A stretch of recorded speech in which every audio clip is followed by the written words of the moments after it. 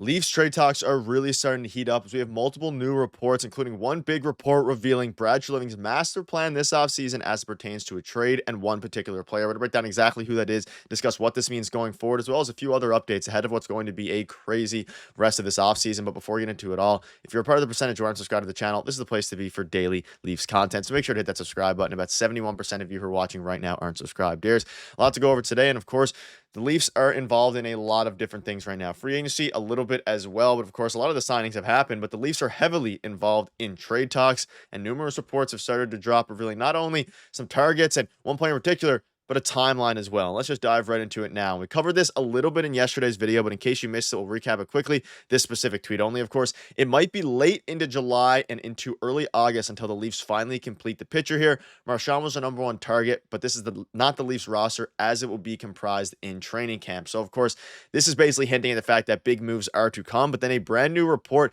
has dropped, not about Nazem Kadri, but about Nikolai Ehlers. And he, of course, signed with the Carolina Hurricanes. But you can see Johnson here. He said once Nikolai Ehlers makes his free agency decision, which he did, there's a sense that it could spur trade activity among teams who fall short in their pursuit of the talented winger. And of course, the Leafs were lightly involved in the Nikolai Ehlers stuff. They were never going to pay $8.5 million a year over 7 years, whatever it was, 8 years. But what matters here is that the trade talks now are really going to start picking up theirs, and there's been a few names that have been specifically mentioned and linked to the Leafs. You can see some of the RFAs that remain unsigned, which could be used as trade targets, and Mason McTavish is a name that keeps getting brought up. And now that the trade market, according to Chris Johnson, is going to get underway here, expect some action fairly soon, even though it might, leak into mid to late July.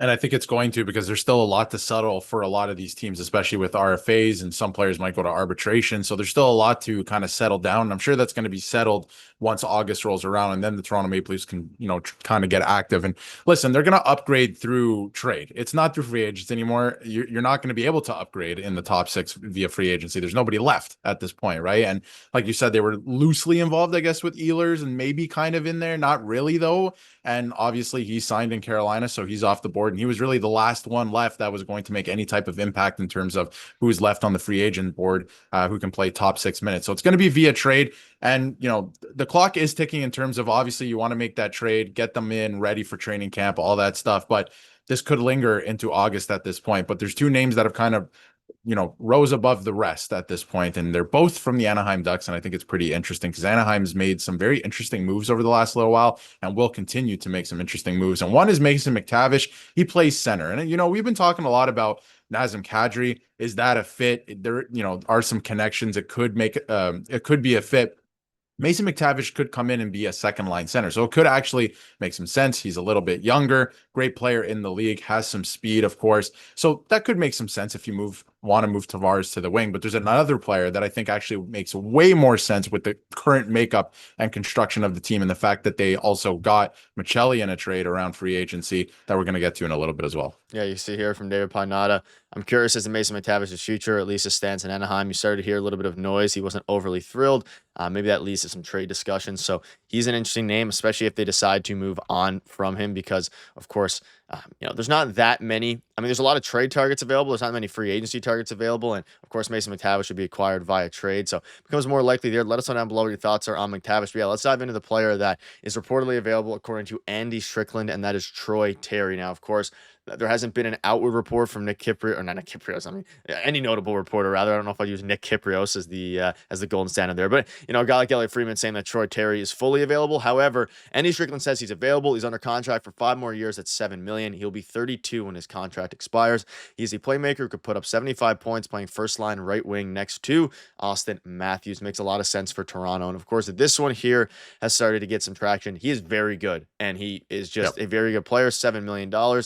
Can they afford that? Probably. 28, obviously, years of age.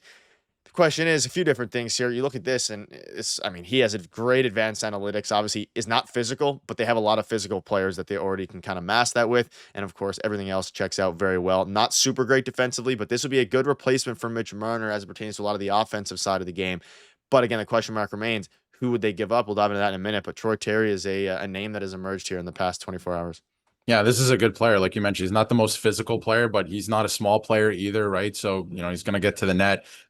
He makes plays. Obviously, he can still score 20 goals. He did last year, scored 21 goals for the Anaheim Ducks, put up, I think, 55 points in 70 something games. So, not bad at all, right? Like he can play top 6 minutes. He was doing that in Anaheim. The fact that he is available, I think the Leafs should absolutely take a look, because it's not necessarily about replacing Mitch Marner. You're not going to find a guy who can put up 100 points that can play on the PK 5-on-5 effectively and the power play, right? You're just not going to find that guy right now.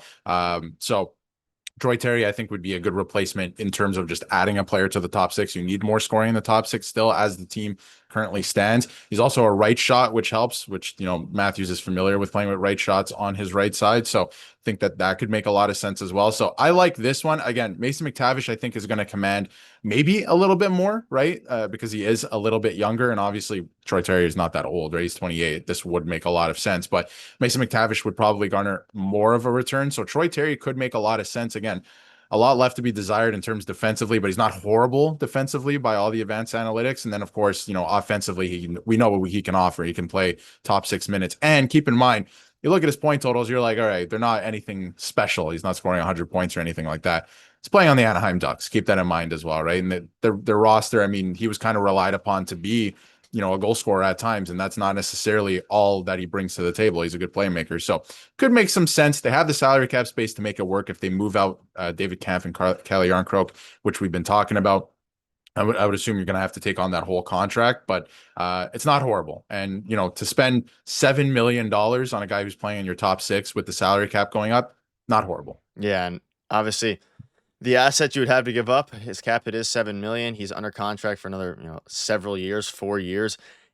That's of course the interesting thing. Now they do have $5 million in cap space, like you mentioned. You give up, you figure out Camp, you figure out Yarncroke, you can make it work. And then obviously, what the assets will have to be. Will it be a lot of assets? I'd assume they'd ask for a hefty amount of things, but at the same time, if you're taking on the whole contract, I'm sure the Leafs, who don't have a ton of draft capital, to try to make something work there. And Nick Robertson headline package, like we say every time, but you look at it from the perspective of the team right now. And of course, you have, again, these are all hypothetical. I mean, the players are obviously their hypothetical lines.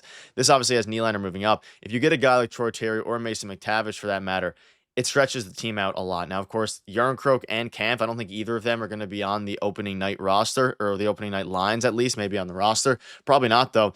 You need one more score. Like that bottom six, they need to fill it out a little bit, but you need someone in the top six to help propel this team. Because right now it looks very good, but I don't know if I have full faith in the offensive ability and actual, creation and the ability to drive, play, and score goals. I think that will be this team's, surprisingly, even though they have Austin Matthews. I think they can score goals, but I just mean the offensive side of the thing in the top six, I think leaves a little bit to be desired, even with the addition of Michelli. Yeah, absolutely. And I think the Leafs actually, if they add one more piece like a Troy Terry to the top six, they're actually in a really good spot. If you look at the lineup here, I think Nylander moves down. Domi probably moves down to the third line where he should be, and on the wing, which is where he should be. He's been playing center way too much for this team. I feel like he'd be way more effective as a third line wing. And, it lengthens the lineup a little bit. And if you have some injuries, you have depth in the Marlies that can come up during the course of a season that I think you actually have a lot of confidence in. Can Easton Cowan play a whole season in the NHL right now? Maybe not, but he's not in junior anymore. He's going to be playing with the Marlies next year. If he doesn't make the team, he can be called up, and he can play some games if there are some injuries. So I think they're actually in a really good spot if they add one more player into their top six. I do like Troy Terry. I think that would be a good fit. I don't think you would have to give up too much, because again, you can shoot for the stars, right? You can go out and get a really, really good top six winger that obviously, or center, that's going to make a lot of money. You're going to have to give up a ton of assets, but I don't know if the Leafs are in the business of doing that. I don't think you, if you're the Leafs at this point in time, should think about trading Easton Cowan or Ben Danford in a trade. Those are two guys you've invested so much time into and developed to this point that I don't think you should give them up. They're going to be big parts of this team moving forward. Ben Danford's literally going to be Chris Tanev once Chris Tanev leaves the team or retires, right? That's exactly the type of player that they're kind of developing there. So I don't think it would be smart to do that. So it's going to be interesting to see what happens. I would imagine that Anaheim at this point could be interested in some futures because they have built a pretty decent team. They added Chris Kreider as well. So Obviously, the Leafs have nothing to offer them in terms of players off the roster. It just wouldn't make sense. But we'll see. Maybe it's Max Domi. Keep throwing his name in there. Maybe it's Nick Robertson. We keep throwing him out there. But I think that Brad Treliving is going to have to get creative. And I think that he is going to, because he loves to do this in the offseason. This is what he does. This is his bread and butter. Doesn't like to build a team at the trade deadline. So he's going to find a way here before obviously September rolls around. Yeah, let us know down below your thoughts. Our moves are going to happen soon. The biggest domino fell now, remaining domino that is, in Nikolai Ehlers. And now, of course, teams looking for wingers, including the Toronto Maple Leafs, are going to get active. That'll wrap it up. Let us know down below what your thoughts are. And out of the two, Mason McTavish and, of course, Terry, who would you prefer?